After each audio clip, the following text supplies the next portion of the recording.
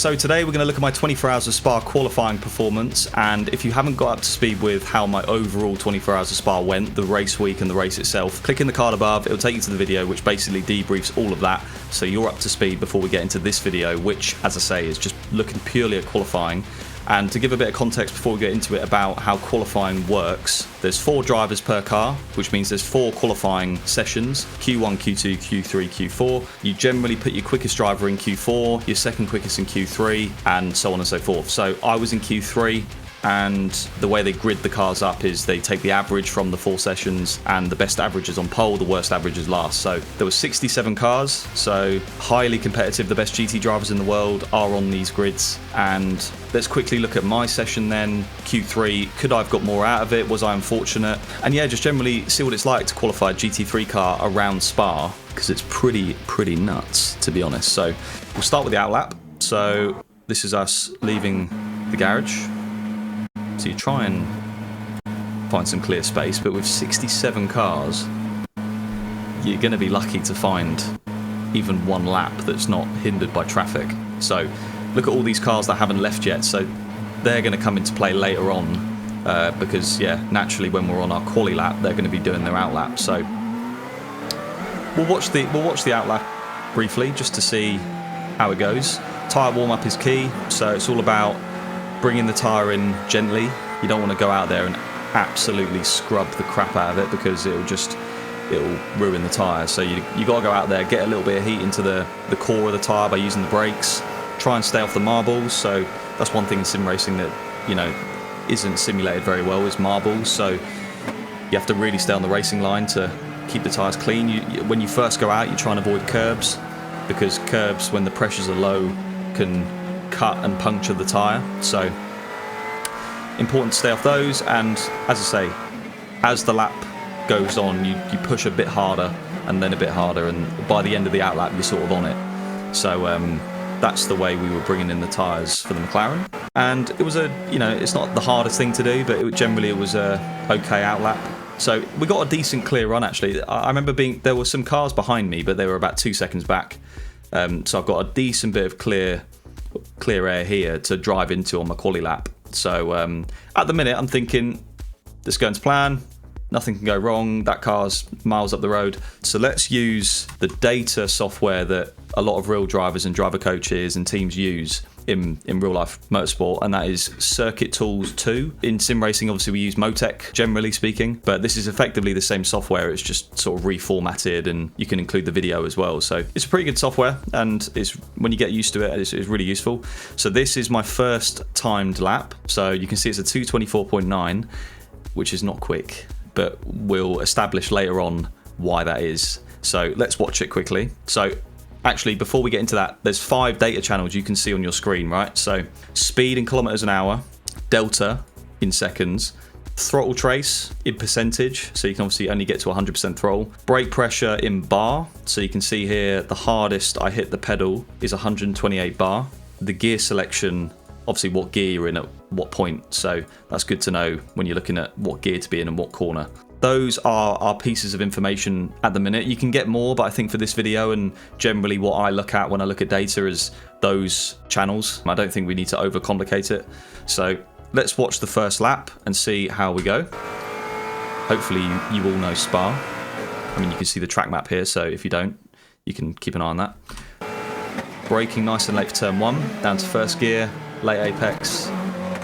Bit of a wobble on the exit, but use all the curve on the exit. It was solid. It was committed. It was a little bit messy, but it was fine. You can see here on the dash it says split, which is the delta, and the delta on this car was from pre-qualifying, and that was a 16.4. So keep an eye on that, because it will give you a good reference as to how we're doing on the lap before it goes pear-shaped. So you can see we got a bit of a slightly worse exit than the delta had, but you can see on the straight we just gained so much, and the reason for that is because in pre-qualifying to qualifying, so I mean BOP in GT racing is massive, and a lot of the manufacturers for qualifying turn the engine up, so on the straights you go quicker, because they don't want to give away your true pace until when it matters, basically. So we had a bit of traffic going up Eau Rouge, but it cost us maybe a hundredth or two.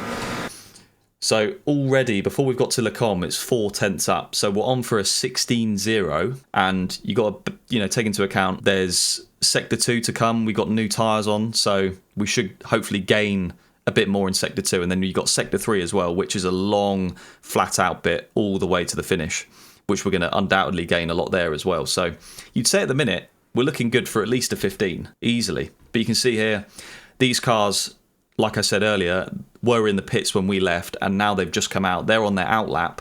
I'm on my timed lap.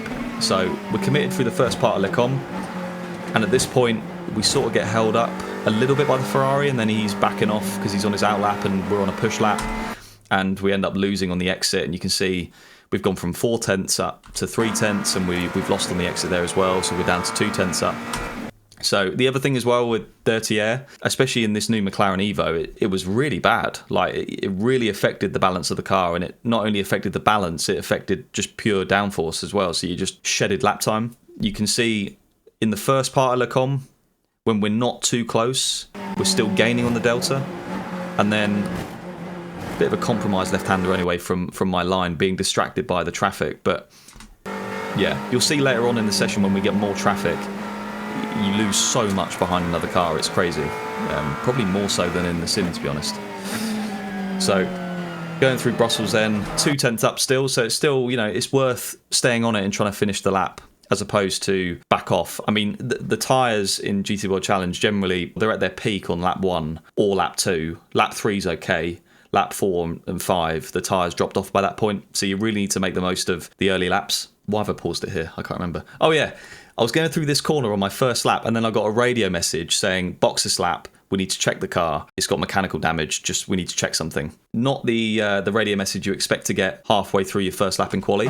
So that's why on the exit I ran wide, because I was like, my brain just went, what the fuck? Like, just didn't expect that message at that point. So yeah, I've sort of backed off at this point now. You can see I'm just driving under the limit to try and save a little bit of tyre for later on in the session. I didn't know what the problem was. I just knew I had to box at the end of the lap. So not ideal, because obviously this is when the tyre is at its peak, as I say. So let's skip to me pitting. And that's why it was a 224.9, because I crossed the line when I get to about here. So yeah, not the ideal first lap. And you can see if I get the video up, you know, I pull into the pits and then the video does die on the car, so you can't see what happens. But I'm in the pits for about 3 or 4 minutes, and they just take the front right wheel off, they check everything, they bleed the brakes as well, because I think they thought it was brake fluid that had leaked, but it turns out I think it was power steering fluid. So in hindsight, I got told we didn't need to box, which is a little bit annoying, but it's better safe than sorry, I guess. If it is brake fluid, then that would have been really bad. So you can see here, the video's got going again. I'm just pulling away out of the box, a little bit of wheel spin there, and rejoining the session. I think there was about 3.5 minutes to go, so there was enough time to get a couple of laps in. The tyres were obviously not at their peak because they've been through a bit of a heat cycle with the first lap, and now they've been cooled down, and I'm going back out. But there's still enough there to get a decent lap time out of it, so it's important to not let it get to your head, stay on it, try and do the out lap sort of a similar way I did the first out lap, maybe not as extreme. I could sort of get on it quicker because the tyre, as I say, it wasn't brand new. And if we quickly flick through the out lap, I join into a live session with 67 GT cars going at it in qualifying. It was going to be hard to find some space. You can see in front of this Merc, which I think was a silver graded car, there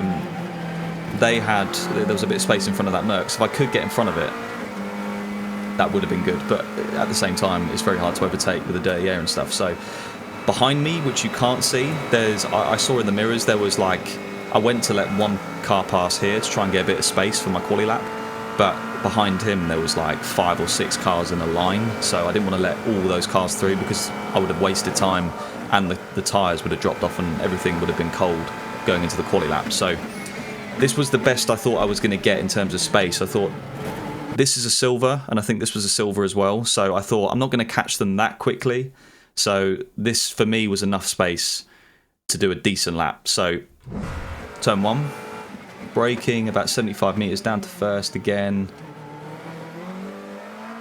See, one of the cars in front of me went off into the gravel there, which not ideal. You can see on the Delta again, so we do lose a bit at turn 1, but we're gaining so much more on the straight. Eau Rouge hopefully is flat, and it is looking at the data, so that's good. Gaining loads of time up Eau Rouge. You can see a little bit of a wobble actually on the steering,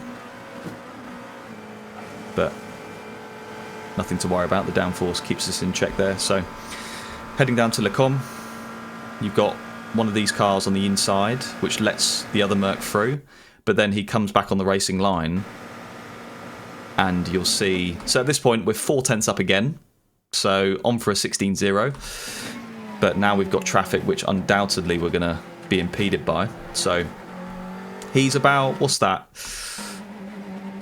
half a second to a second in front, which that's when the dirty air really starts to kick in. And although it might not, it's hard to quantify, isn't it, because you can't see dirty air, you can only feel it, and you can sort of see by me struggling that it's there, but I could feel it. I was like, this is just costing me so much time. And you can see we've lost 4 tenths to the Delta of that 16.4, which was set in pre-qualifying on, it was on new tyres, but it was heavier fuel, so we should be gaining in Sector 2 to that Delta, and at the minute we're losing.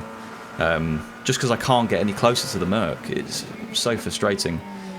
And even if we got close to the Merc and got past this Merc, there's another one in front of him. So I'm in two minds here. Do I completely get rid of this lap, or do I stay on it, finish the lap, and just damage limitation? I thought if I backed off now, I didn't know how much time was left. I didn't know if I could make another lap. So I thought, right, just stay on it. And look how much time we lost in the latter stages of Sector 2 there. You know, we're only 3 tenths off here. But when I got really close, we just couldn't make any more progress. And I think he has a bit of a rough Stabilo 1, where he backs off quite a lot. That's a Pro-Am car, actually, not a silver car. So that was probably a Pro, though, given that... Yeah, it's probably a silver, actually. It's probably a silver driver, graded driver. But yeah, Stabilo 1, Stabilo 2, we lost a lot of time. You can see me flashing to try and get him out of the way, which I believe he does here. Yeah, he does. He gets on the inside, yeah. So he lets us through, but by this point, we've already lost too much time. We're gaining a lot on the straight, but it's too little too late in a way. So braking super late for the chicane down to first, using the curb on the inside just to open up the left, and at this point I'm like, right, we need to stay on it. There's no point backing off there. I may as well just try and stay on it, get close to him. If I can get close enough, overtake him going into Le Combe by getting a toe up Sector 1. But you can see across the line, 8 tenths off, so that's a 17.2. Not ideal, given that the fastest time I think in Q3 was a low 15, a 15.1 I think. So that's 2.1 seconds off the quickest time in Q3.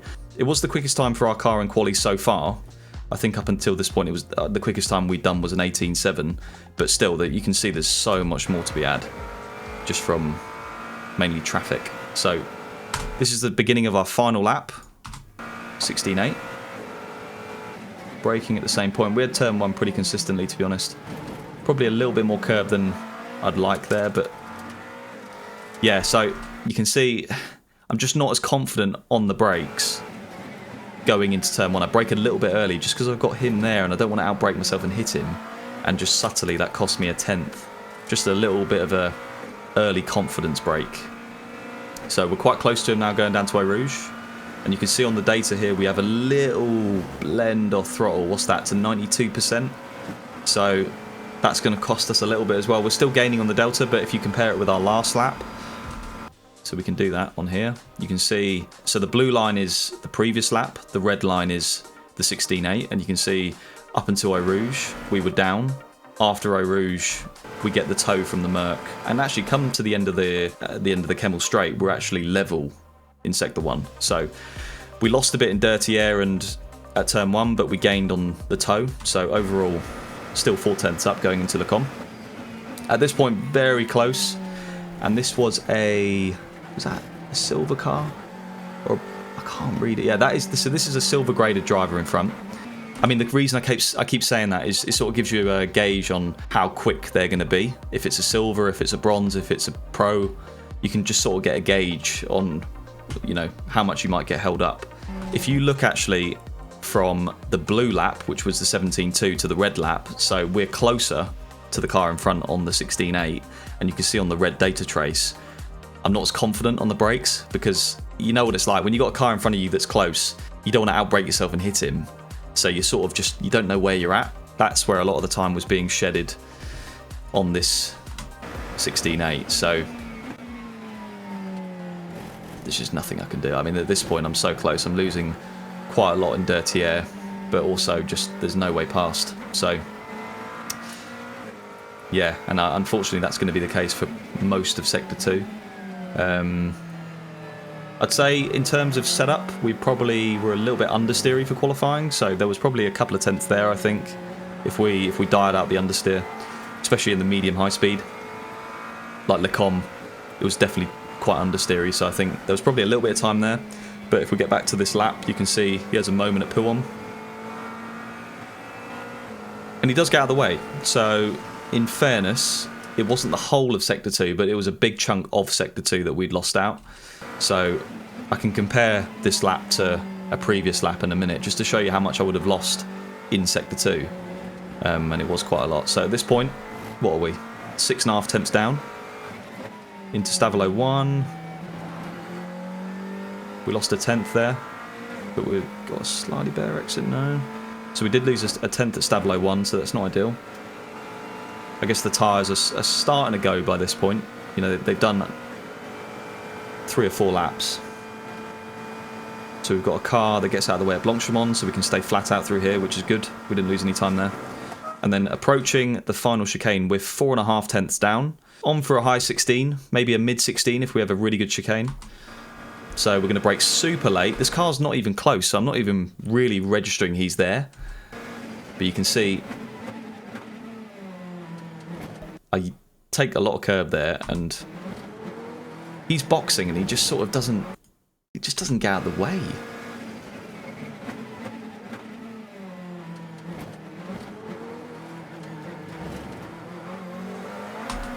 I don't think he did it on purpose. I think it's just like, he just probably didn't even think he needed to. Maybe he thought I was boxing as well. I don't think that cost me that much, because I did stay on it and I got very close to him. I don't think we made contact, but I probably lost a tenth just from commitment through the right. I had to sort of back out a little bit. So you can see there, obviously noticing that car was getting closer and closer, I did hit the brake fairly hard, 135 bar. But still, if you look at the delta, 4.5 tenths going in, 4 tenths going in.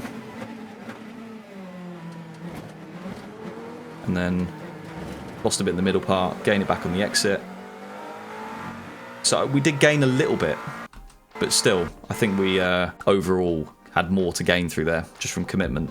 That resulted in a 16.8, and that was the end of the session. That was the checkered flag, so not ideal. I think you can all agree. It was a very messy qualifying session, but we didn't get one clear lap, not even close, to be honest. And if I can show you what I mean by the dirty air shedding lap time. Okay, so this was a 17.0 I did in pre-qualifying, so before qualifying, on used tyres with heavier fuel. The BOP would have been worse as well, so we wouldn't have had as much straight line speed. So you can see 17.0 from pre-qualifying is the blue line, our qualifying lap is the red.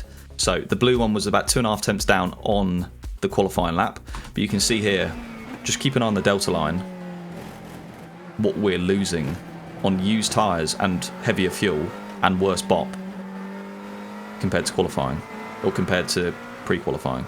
You know what I mean? I'm getting confused now. But we're losing a lot in Sector 2. What we lost there. Already lost 4 tenths. No, about 2.5 tenths so far.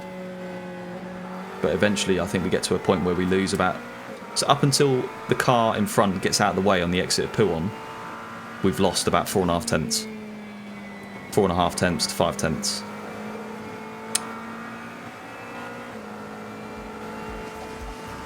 When it's not even a direct comparison, it should be, in qualifying, new tyres, low fuel, better BOP, you should be miles quicker.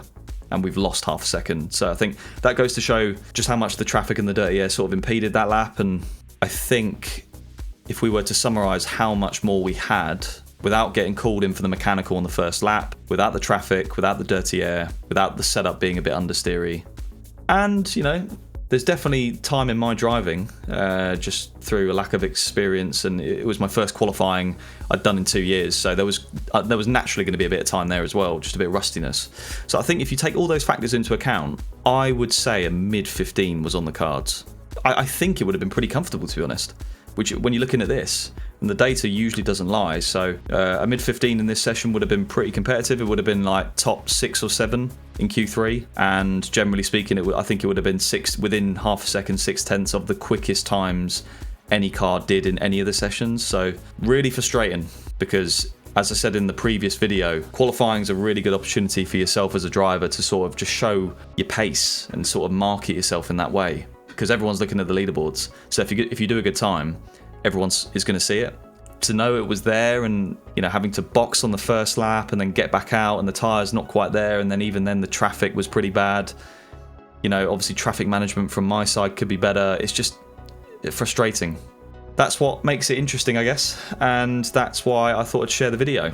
I think that is pretty much it. To summarise quali as a whole as a team, we qualified 63rd out of 67. In the end, I think we were 3 seconds. Our time was 3 seconds on average slower than the quickest car. So quite a big chunk, but undoubtedly we got a bit unfortunate. Not ideal, but it's all learning experience. I learned a lot from it, don't get me wrong, and I did enjoy making this video to show you guys sort of what went down. So if you did enjoy it, give it a thumbs up, sub to the channel. There will be more Spa 24 content on the way, and yeah, leave a comment and let me know your thoughts. I'd be intrigued to read them. So yeah, take care, have a good day, see you all soon.